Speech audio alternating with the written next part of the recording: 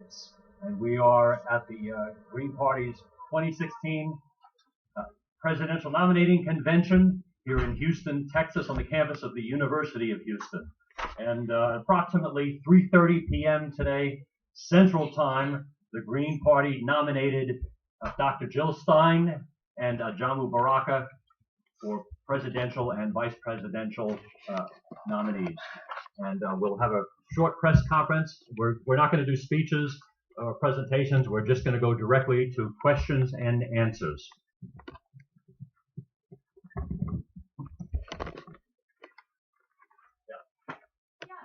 On Friday, District Court dismissed your lawsuit over opening up presidential debates. I was just wondering if you could respond to that and how you plan to move forward now.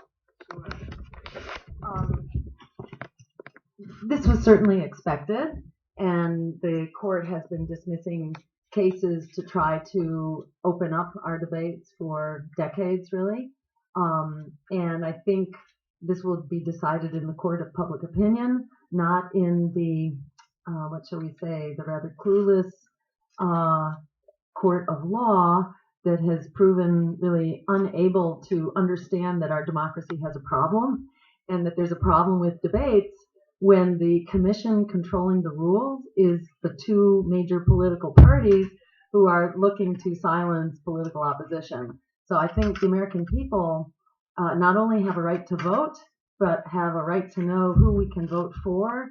And in an election where the two major candidates, who are the only ones currently scheduled to be in those debates, are the most disliked and untrusted candidates in U.S. history for president, I think the public is screaming to open up these debates. If a simple common sense rule was applied, which is that any candidate on the ballot for enough voters that they could actually win the election should and then be allowed into the debates. If that common sense rule applied, there would be 4 candidates in the debate, and we would have actually the full political spectrum, and we could in fact challenge Donald Trump and Hillary Clinton, who agree on an awful lot of things, like on this catastrophic policy of wars on terror that have created more terror, that is bankrupting our budget and making us less secure. Fundamentally on climate policies, although they have a different point of view. Hillary Clinton supports fracking and Donald Trump supports coal, and they're, increasingly thought to be equally devastating. So it's really important that they be challenged and that we stand up for a different kind of economy. Trump represents the billionaire club, and Hillary is sponsored by the billionaire club, and the American people aren't doing so well with the billionaire club calling the shots. So we intend to get into those debates and encourage people to go to our website where we have a campaign that we are building, and people are signing on for actions to come. Thank you. Well, very briefly, I think Dr. Stein covered most of it. But one thing that this case represents is that beyond the fact that we have to take this back to the streets, I think it's critically important to note that this struggle, this campaign, has to be about the restructuring of the entire democratic process. That basically we have to put front and center the question of democracy. It's not enough just to talk about trying to do away with Citizens United. That's not enough. We've got to engage the American people in a conversation to talk about how these various state laws prevent the effective participation of the people. So back center has to be the question of what kind of democracy do we want?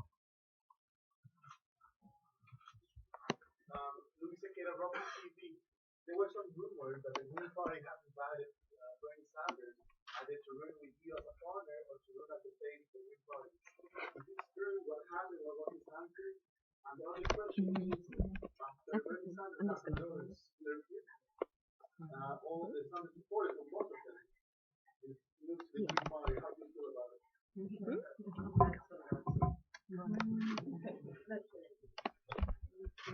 The Green Party has been reaching out to Bernie Sanders for about 5 years, since before the last election, and has not yet received a response. So it was no surprise that Bernie endorsed Hillary. He said he would from the very start. He's a man of his word. He's a team player. We just happen to think he's on the wrong team, and that maybe he would have sort of learned something from the way his campaign was treated and sabotaged by the DNC, as revealed by the email leaks. But he's held fast to his beliefs. I think he represents a different generational view of the Democratic Party, a generation that views the Democratic Party as the party of the New Deal. I think younger people tend to see the Democratic Party as the party of deportation, as the party of endless war, as the party of the Wall Street bailouts. So I think Bernie went one way, and many of his followers, as you've seen here today, have broken free, and I think are a more powerful movement for it. In many ways, we see the Democratic Party is melting down right now.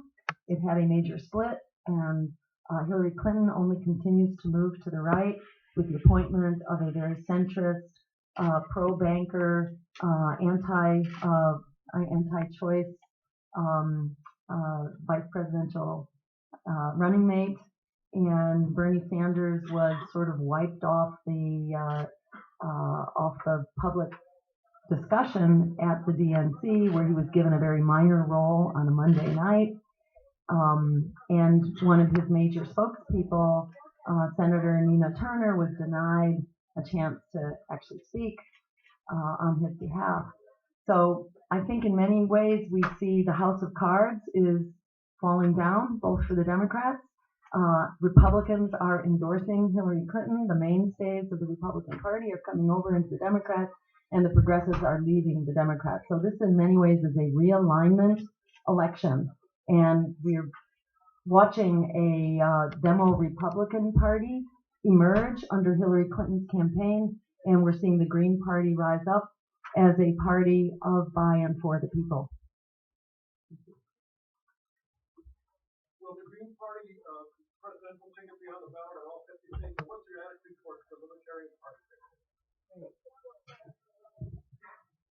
The Green Party is still in the process. There are many ballot drives that are still ongoing.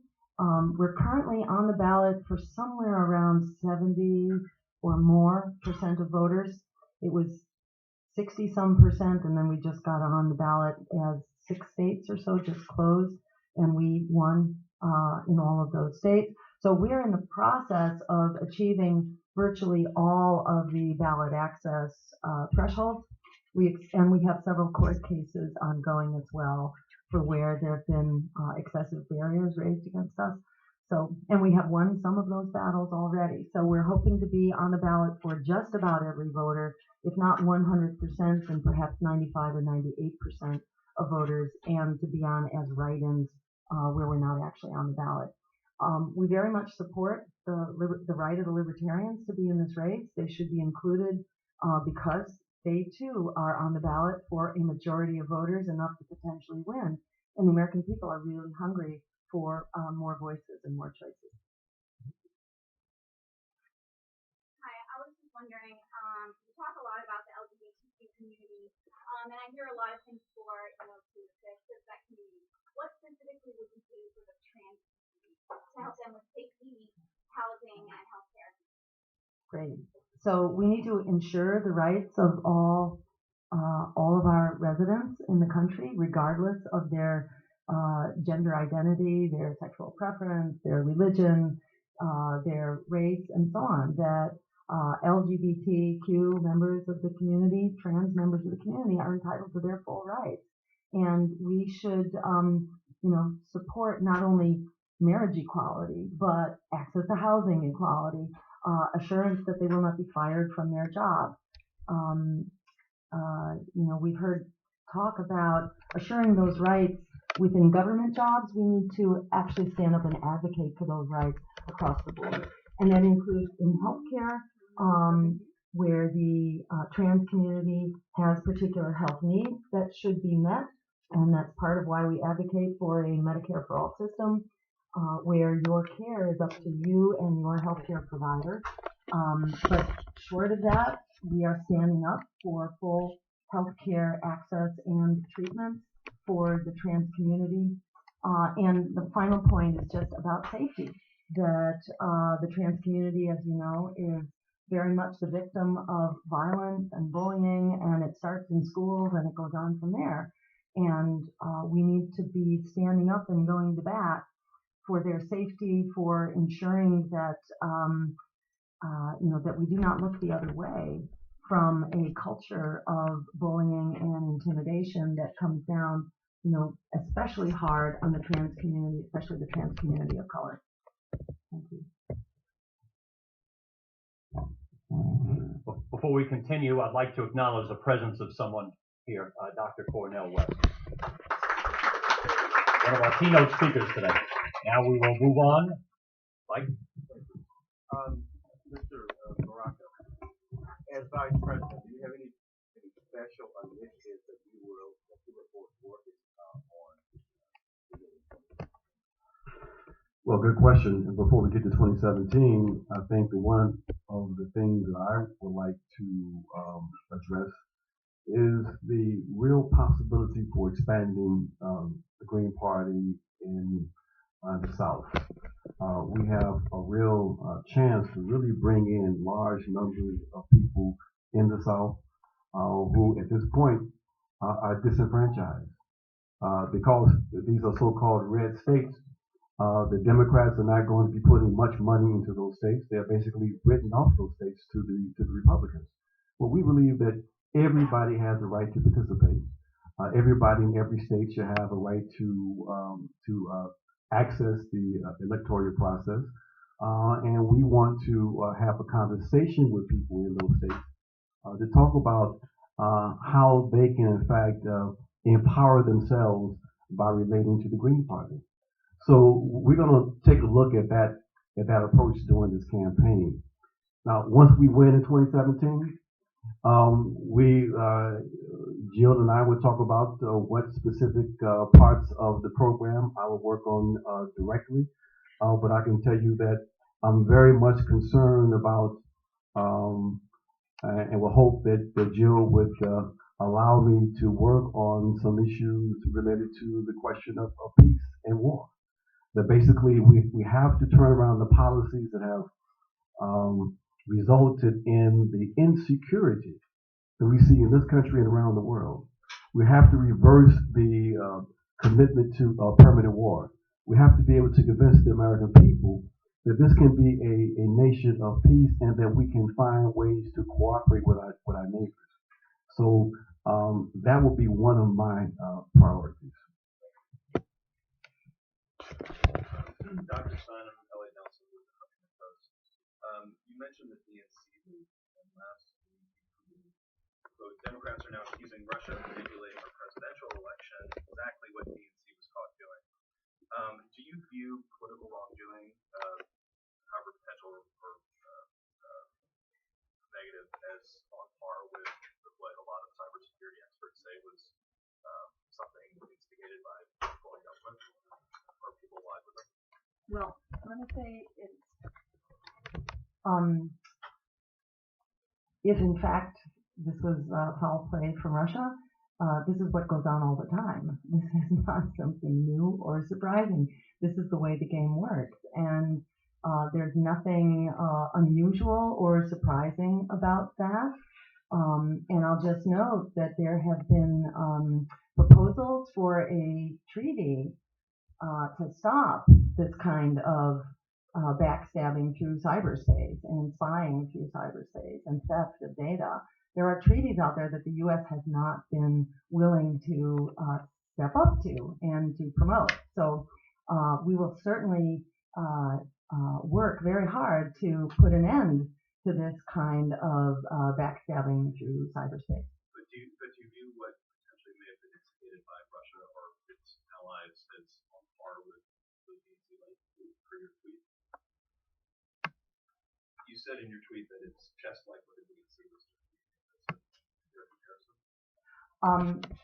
So, in other words, Russia is spying on us and the DNC as the DNC was backstabbing Bernie Sanders. I think none of that is, let me put it another way, all of that is reprehensible. And, the DNC is kind of accusing Russia of being underhanded and sneaky in order to cover up the DNC's underhanded and sneaky behavior towards the Sanders campaign. Let me say a quick word about that also. It's even if that was in fact the case, and we don't really know it because people refer to it like it's a done deal in terms of the so-called objective evidence. What I found interesting was how quickly the press ran with the story, with the line that this was some type of interference from the big bad Russians. Effectively diverting away from the real story, which was the fact that the Sanders campaign was set up for failure, that there was collusion with the Democrats to make sure that the Sanders revolution was not going to succeed. That was the story. The absence of democracy, the undermining of democracy. That was the real story. But yet we get so easily diverted into this cloak and dagger kind of nonsense. And people, and how people just, took their story and ran with it. And so I think we've got to be a little bit more sophisticated, if you will, and not allow ourselves to be so easily manipulated.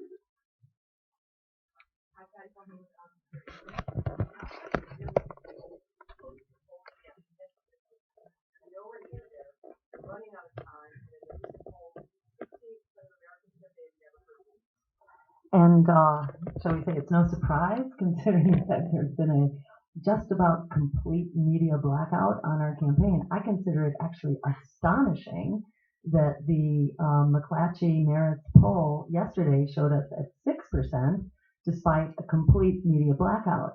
That's the story, in my view. If we could get to 6%, having been invisible 2 months ago, where can we go now that the media is being forced to actually cover us as the really emerging force starting in Philadelphia? Our name was everywhere, and the chants of Jill Not Hill were everywhere, including inside of the DNC. So, we are a very difficult story to continue to suppress. We know that Donald Trump got the jumpstart that he did with $2 billion worth of free media, and that was about 2 months ago. According to the New York Times analysis, Bernie Sanders had somewhere under 500 million, and Hillary Clinton had somewhere just shy of $1 billion. So I think they've had a little bit of a head start. I think our demand should be for actual real coverage, real press, and let's let the debate be held before we try to shut it down, which is certainly what the powers that be are trying to do.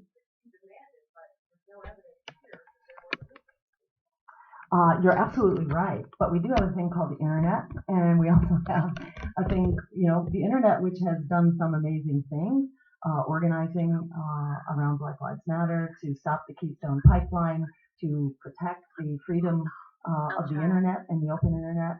Those were all battles that, where resistance was futile, where people began to organize. And one of the most, I think, active and hot issues in this campaign is the future of a younger generation held hostage in student debt.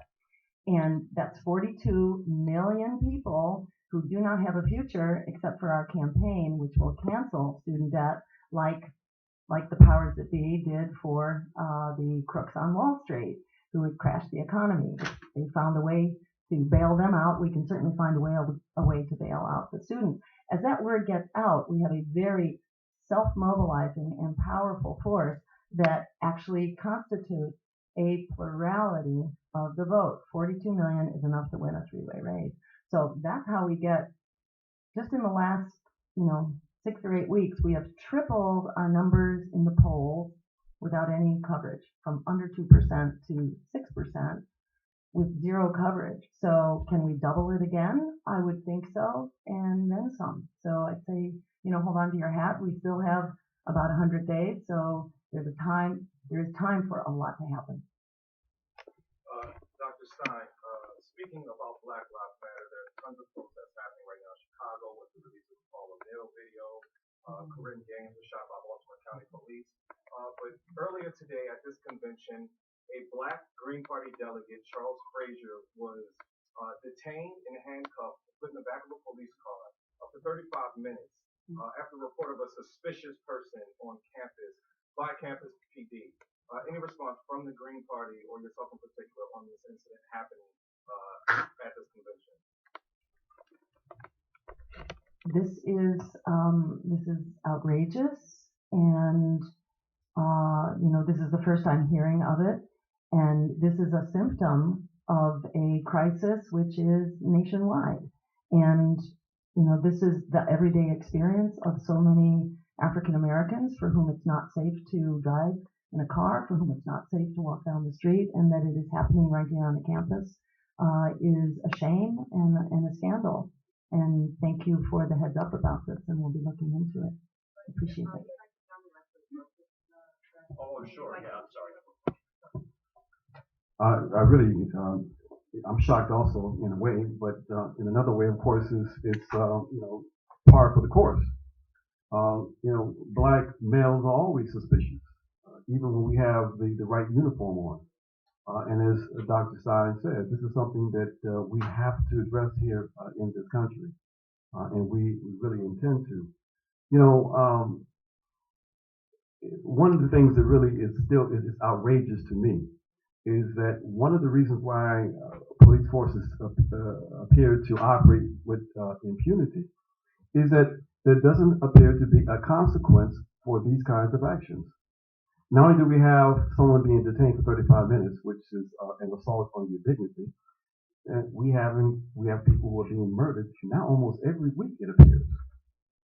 But yet we have an administration that is supposed to be responsible for protecting the rights of all citizens, and they have a civil rights division, and they have the power to intervene and to conduct investigations and to prosecute. And out of all of the examples we know of, all of these shootings of unarmed Black men and women now, we have one indictment over all of these years. That's outrageous. Why at the same time, what many people don't know is that in Baltimore and in Ferguson, the young, primarily Black, poor folks who were involved in acts of resistance, they ended up feeling the full weight of the federal government. The federal government intervened into the state and brought indictments against a number of protesters in both Ferguson and in Baltimore. We have people in Baltimore right now who are now serving draconian time now, 8 years, 12 years, for things that in the past would have been maybe a misdemeanor or probation, because they were prosecuted directly by the federal government. So, when you see this kind of imbalance, would we be surprised that the police forces would be emboldened, knowing that basically they can almost do anything without any kind of repercussions? That's got to be reversed. Will the Green Party file a complaint, a lawsuit against campus police? What happened to Charles Frazier? I think that's something that the Green Party needs to take a serious look at, and I would suspect that because of the politics of this party, that would be the minimum that would be done. Hi, my name is Debbie Sigmund. I'm from Young Progressive. First, I want to give you a little feedback. As a social media commentator, one of the things that I'm getting on my feed right now is people very concerned about the Trans-Pacific Partnership, which is not so much just a treaty, but it's a corporate global power grab. And we had Barack Obama announcing that he's going to try to pass this betrayal of the American people in a lame duck congressional session. And what I'm getting from my viewers right now is they want me to ask you about this, and they're hoping that your campaign can be a voice and a vehicle to help organize to fight back against this very, very dangerous multinational global power grab. This is an issue that we intend to raise consistently. Hillary Clinton is pretending to be opposed to TPP. And we say, okay, if you are opposed, then you can do something very simple. You're now the head of the Democratic Party. Announce that you will oppose any effort on the part of Democrats to support passing TPP during this lame duck session. End of the story. And so we have to raise that and make sure that people see the contradiction and raise it themselves. We're not going to allow this to happen. This is, it's the arrogance of the Democrats, is incredible. Not only in terms of what happened at that DNC when they turned that convention into basically a Republican right-wing spectacle. The way in which the Hillary campaign disrespected Bernie Sanders and his supporters. The way they basically didn't even attempt to try to unify the party. And the way that they don't seem to understand that the sentiment in the country is shifting in a different direction. They're still running this center right, what you call it now, campaign when the people are basically shifting in another direction. It's polarizing, So the arrogance of these folks is incredible, and we've got to make sure that these kinds of issues become front and center in a national conversation, because the result of these kinds of trade agreements have been devastating, not only to workers in this country, but also workers in the countries that are part of these agreements. Now people say, well, they get jobs. Well, to a certain extent they get jobs, but they are jobs at starvation wages, with no protections, with this environmental degradation, So we can't and we won't take a U.S.-centric view on these kinds of trade agreements. We understand that there's a profound and deep connection between the kinds of struggles that we are waging in this country against corporate power and what is happening to working people around the world. We make those connections, and we believe that the American people can understand those connections. You see, we're not going to play with the American people. We're not going to talk down to the folks. We believe that people can understand the reality of their lives and understand the world if you engage them. And that's the approach that this campaign is going to take. And that is the foundation in which you build a new kind of democracy and you transform a society. Yes, Dr. Stein, a lot of people who agree with you on a lot of issues and who might have voted Democrat but really do have problems with Hillary Clinton still say they will vote for her because of the danger they feel is represented by Donald Trump. And they feel that you would be taking things away from that effort to stop the disaster of the election of Trump. How do you respond to this? So, there are a few things to say. One is that I would feel horrible if Donald Trump got elected, and I will feel horrible if Hillary Clinton got elected. Donald Trump says despicable things, and is no doubt, a danger to humanity. But Hillary Clinton has done really horrible things and is also a danger to humanity. I don't think that, somehow bombing millions of black and brown people around the world is less offensive than threatening to deport them. And Donald Trump rails against Muslims and how dangerous they are, but Hillary Clinton approved the war in Iraq, in which 1 million Iraqis were killed, led the charge into Libya, which then helped fuel the fires of ISIS. So Hillary Clinton's militarism is a disaster. Hillary Clinton wants a no-fly zone over Syria, which would essentially grease the skids towards nuclear confrontation with a nuclear power, Russia, whom Hillary has been very involved in provoking and surrounding with missiles and nuclear weapons to start with, and then troops. So I will not sleep better at night having Hillary Clinton in the White House than I will having Donald Trump in the White House. And at the same time, we know the only solution to Donald Trump, and he's not the only one, he is part of a movement of right-wing extremism in this country and certainly in Europe, where we're seeing, very much the same frightening neo-fascist movements in Europe as well. The only answer to this is a truly progressive agenda. The phenomenon of Donald Trump is a response to the economic misery, which in turn is generated by these neoliberal policies like NAFTA, which has been horrible for workers around the world, like Wall Street deregulation and the financialization of our economies and the austerity budgets and so on. So Hillary Clinton is not going to solve this problem. We're just going to see the threat of neo-fascism grow. And let me just say, for those who do not feel that in their bones and are just scared of Donald Trump, there is another way forward. And there's a movement that I heard about recently called "I'll Vote for Jill If You Will," and it is it's a pledge campaign whereby people who are afraid to take the vote because of the so-called spoiler fears, they sign on to this pledge, and they get 2 other people to sign on who want to bring their values into our political system, who want to give democracy a moral compass and not silence ourselves and allow corporate predators to rush in.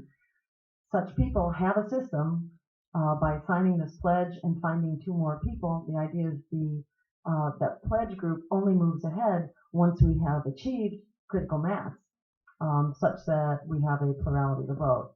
And is a plurality of the vote out of the question? I don't think so. If word gets out to young people who are locked in debt, that's 42 million, a plurality of the vote right there. If word gets out to immigrants and there are 25 million Latinos immigrants who vote in this country, that they don't have to restrict their choice to the Republicans, who are the party of hate and fear, or the Democrats, who are the party of deportation, detention, and night raids. But there's actually another way forward here that would provide a welcoming path to citizenship. So if you look at the polls, Bernie Sanders was winning in case after case.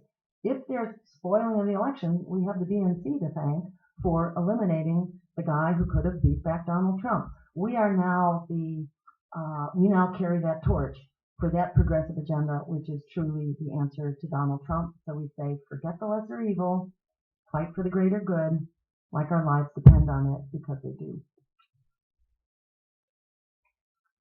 you talk a little bit about, sorry, I missed all that.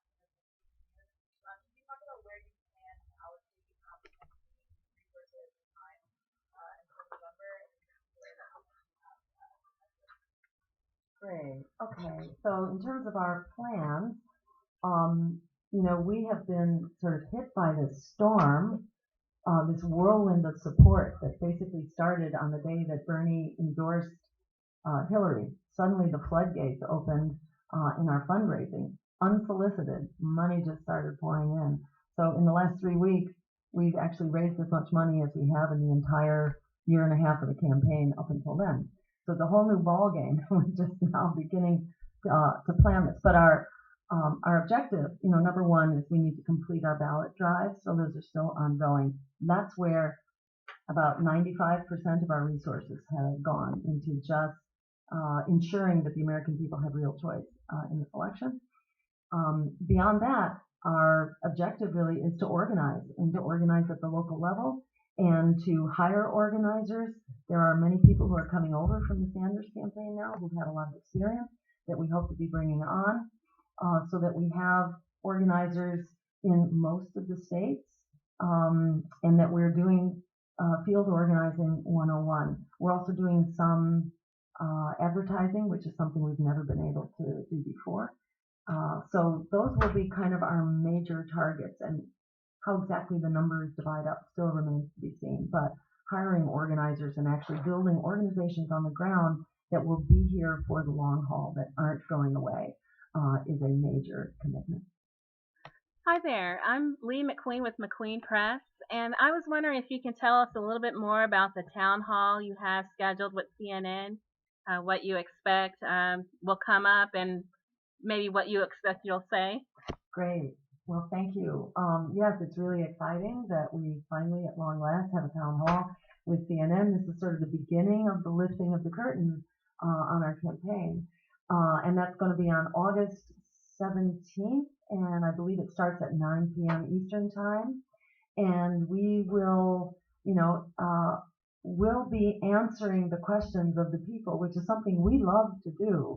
Unlike Hillary Clinton, for example, who hasn't given a press conference in I don't know how long, we actually really enjoy public dialogue and allowing the public's voice to be heard. And, as the only political party that is not poisoned by corporate money, by lobbyists, and by super PACs, we actually are pretty much on the same page with the public. So this is an opportunity for us to tell people about how we are going to create 20 million jobs, an emergency jobs program to address the economic crisis that most people are still in. These are good wage jobs that are healthy for workers and healthy for their communities, that replace our sick and toxic fossil fuel system, and that solve the crisis of climate change at the same time. Healthcare is a human right, canceling student debt, making public higher education free, a welcoming path to citizenship, ending police violence and systemic racism, the war on drugs and the incarceration state. Many of these things that actually grew out of policies that the Clintons passed, with Bill signing them and Hillary advocating for them. We're going to present actually the record the way it is and the real solutions that are ready to go that actually pay for themselves in a full cost accounting. So we not only have the values held by the American people, and those are community values and human values that are truly where the American people stand. I don't think the American people really embrace the kind of cutthroat crony capitalism of a Wall Street economy. I think the American people are looking for something that works for all of us, and we can provide a foreign policy based on, again, community values, on human rights and international law, and a system that creates an America and a world that works for all of us. So we can't wait to get the word out. Thank you. I'm Claudia with Cabin Talk, and I get this question over and over from my viewers that we all saw the unbelievable election fraud during the Bernie campaign, and how can we make sure that our vote will actually count during the general election? Great. I don't know if Bob Petraeus is still in the crowd here. Oh, there you are. Okay. So there is the number one watchdog on election fraud, who helped guide the recounts in Ohio and in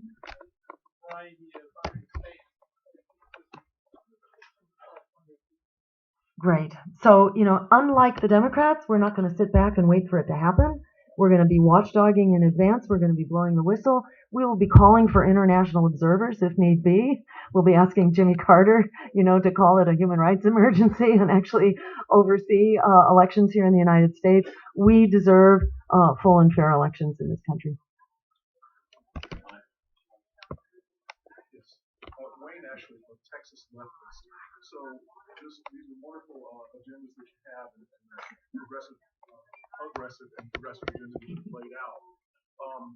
If elected, how do you expect to get those things through a predominantly Democratic and or Republican Congress? Great. So number one, if we get elected, we will be elected along with some down ballot candidates and a number of Senate and Congress people. So, we must have 30, 40, something like that Senate candidates, Senate and congressional candidates. So we will have a block, and there will also be progressive Democrats who've been waiting to be liberated from a very toxic and corrupt system. So there will be a certain presence. But above all, we will be in an unprecedented moment if we actually have a president in the White House who comes into office with a big public mandate, and a president who serves not only as a commander-in-chief, but as an organizer-in-chief. That will be absolutely unprecedented, because we saw what Barack Obama was able to accomplish, in the primary election, working his way up from nowhere because he had a very inspired, visionary set of ground troops. Same for Bernie Sanders, who came from 2%, up to the dominant, the dominant plurality in polling on the basis of his grassroots movement. Unfortunately, Bernie Sanders was sabotaged, and Barack Obama put his troops on the shelf and appointed Larry Summers, the author of The Wall Street Meltdown, to come on as Treasury Secretary. It became clear what his, who he was truly accountable to. So we have never had an organizer in the White House. We know that where the American people stand. This is the American people's agenda. We also know what the agenda is that moves through Congress. It's the agenda of the 1%. It's for the bankers and the health insurance companies and the real estate developers who are gentrifying, our communities and destroying them. So the people are going to have a voice, and we're going to have the inside scoop on what's coming up when, and we can conduct truly democratic campaigns so that we, the people, will be the driver of our legislative agenda and of what happens by holding our elected officials accountable and watchdogging them intensively to ensure that they are acting on public needs, not on the direction of their lobbyists and campaign contributors. We do 2 more questions. Yeah. Can you speak on the pathway to citizenship plans you have and how important that is in finding folks? Great. Okay, terrific. Yes. So, our point is that we are all immigrants in this country, and that if there is, the wonderful American exceptionalism that we hear about is how exceptionally diverse we are. And, and that we have been sort of a meeting ground for humanity from all corners of the globe. People have come here for us to affirm our common humanity. So we call for a welcoming path to citizenship, for recognizing the incredible contribution of immigrants to our economies, to our culture, and to our communities. And we call for an immediate halt to deportations, to detentions, and to night raids.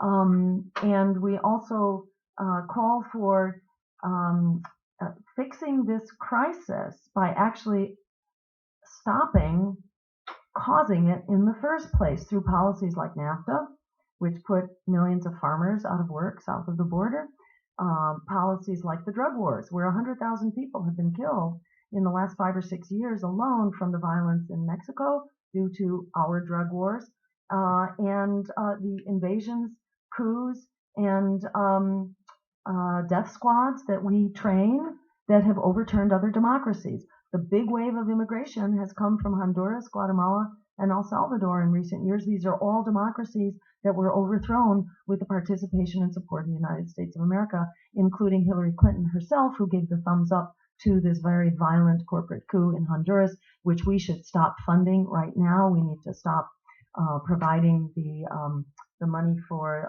the security forces there. So we're talking about a principled policy for immigration, which recognizes immigrants as the strength that they are for this country. Hi, Dr. Stein, John Hamilton with Democracy Now!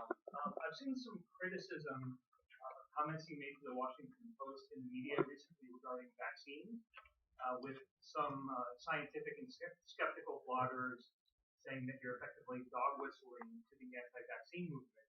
I wonder if you think that's a fair characterization, and if you could also state your position on efforts like of states like California to limit exemptions to vaccines for children.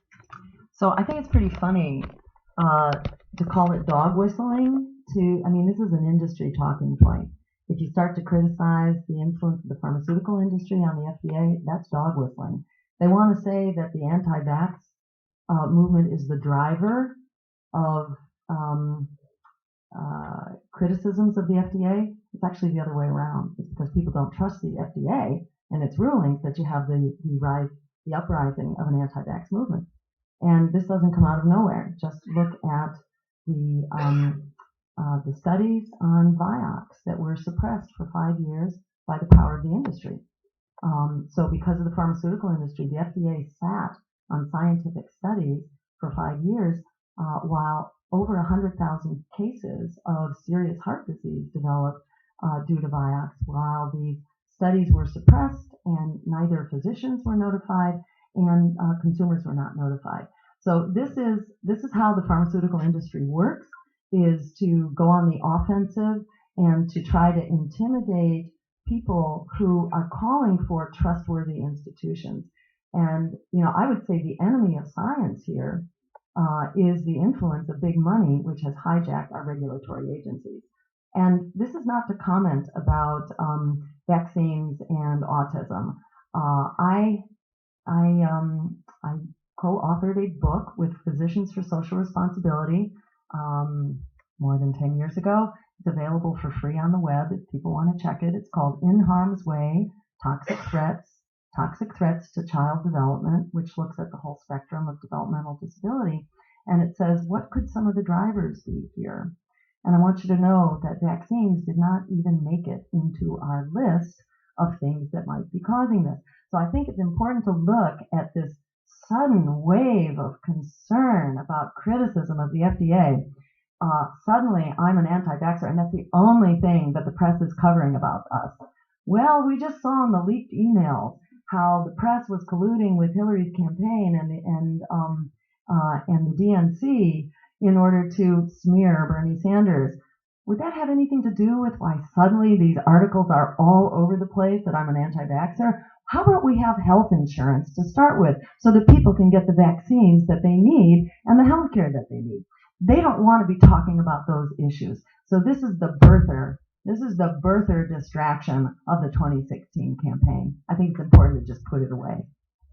But just also on the California issue, states that want to limit exceptions.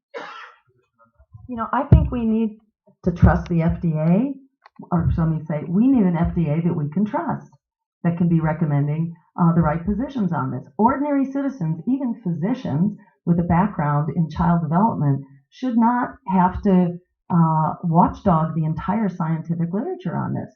We need agencies that we can trust. And right now, I don't know about you, but I don't have a whole lot of trust in an FDA where Monsanto is, in a very important, where lobbyists are running the show. Let's get the lobbyists out. Let's stop the revolving door, and let's get money out of politics so we can get people back in. That's what they don't want to talk about, and that's what we need to be talking about. Would either of you like to make any concluding remarks before we close for the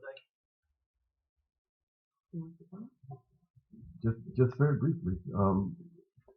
This is going to be a difficult campaign, but one that promises real breakthroughs. As I said in my earlier comment, we're going to be honest with the American people. We're going to tell the folks that even if we win, that's not the end point of this campaign. That is, in fact, a beginning point.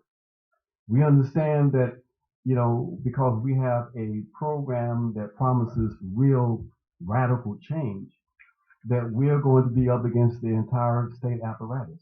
So even if we're able to have a base in the executive, we understand that we have to struggle through Congress. We understand further, though, that we have to have a social base that remains energized. This process of making radical change in this country is a protracted one, but it's the only direction that we can go at this point because, folks, this thing is coming apart, okay? And unfortunately, it's going to get worse before it gets better. We have to be for real with the American people and get people prepared to do what we need to do to take back and to redevelop our democracy and to have an ethical shift. So we are prepared for the long haul of the struggle that we are up against. And I'll just add to that to say that, we are in a unique moment in history where we're not just deciding, what kind of a world we will have, but whether we will have a world or not. And going forward, on account of climate change, on account of endless and expanding wars, on account of a new nuclear arms race, we're really very much up against the wall here. The American people knows that. The clock is ticking, and faith has been entirely lost. There was a recent poll, an AP NORC poll, I believe, about a month ago, that showed that 90% of the American public has lost faith in our current governmental systems, and that strong confidence in Congress is something like 4%. In the executive office, strong confidence is about 15%. You know, it's like we don't need to convince people; we just need to be heard. The House of Cards is unraveling right now, and there is a new way forward. The Green Party has been here, along with the social movements, building that alternative for quite some time. We are ready for that transfer of power. We are ready to turn this breaking point that we face into a tipping point to take back the promise of democracy and the peaceful, just, green future that actually is within our reach. There couldn't be a better moment for this to be happening. This is sort of like the Hail Mary moment in order to stop climate change, in order to stop nuclear meltdown and the expansion of the prison state and the security state. This is that Hail Mary moment, and so many people know it. Nobody knows it better than a generation of millennials that do not have a future. So suddenly people are finding the courage of their convictions. In the words of Alice Walker, biggest way people give up power is by not knowing we have it to start with. Well, we have it. A lot of people are waking up to it. It doesn't exist anywhere else. We are the ones we've been waiting for. This campaign has been like an absolute whirlwind that has just taken off with a power of its own. And I'd say hold on to your hats. Let's see where it goes. And together we are unstoppable. Thank you. Thank you.